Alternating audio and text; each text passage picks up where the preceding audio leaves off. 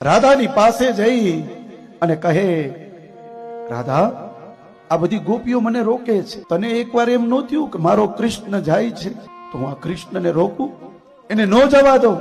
તને આવું મનમાં નહોતું? રાધાએ બહુ સરસ મજાનો જવાબ આપ્યો. કૃષ્ણ, પહેલી વાત તો એ છે કે ક્યારની તારી માતા તને એમ કે છે કે બેટા તું જા નહીં, બેટા તું જા નહીં, બેટા તું જા નહીં, છતાં પણ તું રથમાં બેસી ગયો અને તું નીકળી ગયો છો.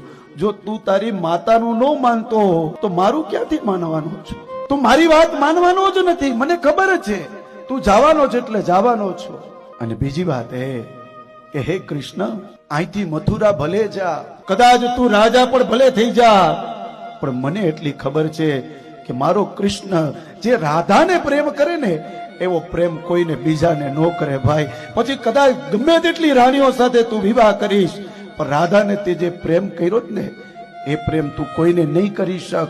એટલે મને તારા ઉપર વિશ્વાસ છે, જ્યાં જઈશ ને ત્યાં રાધા નામનું સ્મરણ તારી સાથે હશે, એ મને વિશ્વાસ છે. કૃષ્ણએ વાંસળી હતી ને કાઢી રાધાના હાથમાં આપી, લે રાધા, આ તારા પાસે રાગ. જ્યારે જ્યારે તને આ કૃષ્ણની યાદ આવે ને આ વાંસળીની સામે જોજે, તને કૃષ્ણ દેખાશે. અને હવે પછી કૃષ્ણ વાંસળી નહીં વગાડે, હવે તો શંખના નાદ થશે. આટલું એને કીધું.